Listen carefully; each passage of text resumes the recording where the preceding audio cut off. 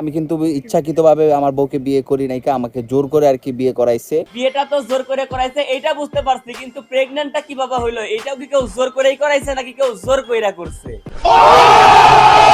BD ইমরানের বউ লেগছে তোর বাবা পাশে নেই তো কি হয়েছে, আজ থেকে আমি তোর বাবা মা। একটু খুলে বলুন। এবার বিডি ইমরান উল্টা পাশ থেকে অন্যের পোলা নিয়ে পোস্ট করেছে, তোর আসল বাবা তো তোর জন্য কিছুই করে দেয় নাই, তোর জন্য আমি সুন্দর ভবিষ্যৎ করে দেবো। কি অলক্ষণে কাণ্ড গো। এইটা দেখার পর ইমরানের বউ এখনো পোস্ট করতেছে আমি আমার স্বামীর অপেক্ষায় আছি, আর ইমরান উল্টা দিকে পোস্ট করতেছে আবার সাদিয়া নামের একটা মেয়েকে বিয়ে করব।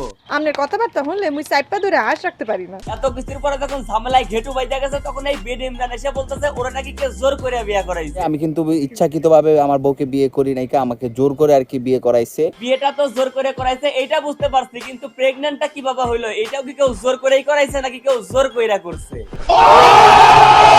এখন ওই যে বললাম টিকটকার বেডি ইমরান বউ রাইকা সাদিয়া নামের একটা মেয়ের লগে ঢলাঢলি করতেছে, এইটা দেখার পর আবার তার বউ জুনিয়র সাকিবের মতো সোনা কাটা থ্রেড দিতেছে। যদি আমি বিডি ইমরানকে হাতে নাতে ধরতে পারি তাহলে শিখা খানের মতো অবস্থা করে দেব। শিকার মতো হট থ্রেড দেওয়ার কারণে বেডি ইমরানের তো আবার বিজি লক। আমার বউ যদি শিখা খান হয়, শিখা খানের একটু মানে সামাজিক। বেডি ইমরান তার বউরে ছেড়ে দেওয়ার মেন রিজন দেখাচ্ছে তার বউ নাকি এখন প্রেগন্যান্ট আর পেট মোটা হয়ে গেছে। এখন আমি প্রেগনেন্ট দেখা বলতেছি আমি মোটা এটা সেটা। এই তোমাকে বেডি ইমরান ভাই এখন কি বলে?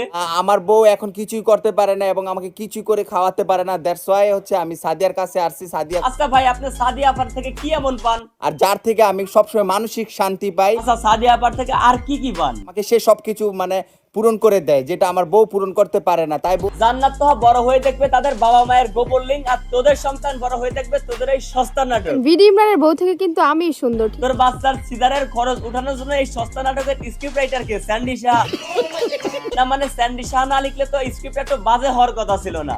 আমার ভুল হয়েছে। চিন্তা করেন নাটকটা কি সাজাইছে, সাদিয়া নামের একটা মেয়ে লাগে ঢলাঢলি চলতেছে, যার কারণে বউর এখন ভালো লাগতেছে না আর বলতেছে জোর করে বিয়ে দিতে। তাহলে প্রেগন্যান্টটা কেন করাইলি রে ভাই?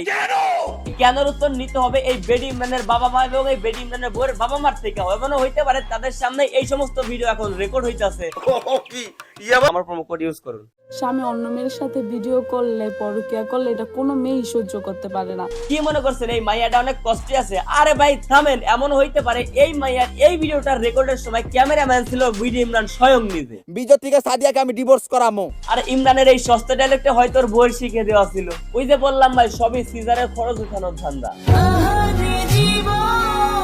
মায়েরা তো মনে হইতেছে একদম হাড্ডি গুড্ডি ভেঙে ফেলাইছে, তাই না? তা আবার ফলোয়ার কথা হলে একটু জানাইন তো, বুঝেন নাই? আরে ভাই এটা হচ্ছে একটা নাটক সাজায় ওর বউয়ের সিজারের টাকা ম্যানেজ করার ধান্দা। পাশাপাশি মনে করেন ওর বউ এবং সাদিয়ার এক একটা করে টিকটক অ্যাকাউন্ট দাঁড়ায় গেল। আর এইটাই হচ্ছে টিকটকারদের রকেট সায়েন্স, এটা আপনাদের বোঝার ক্ষমতা নাই।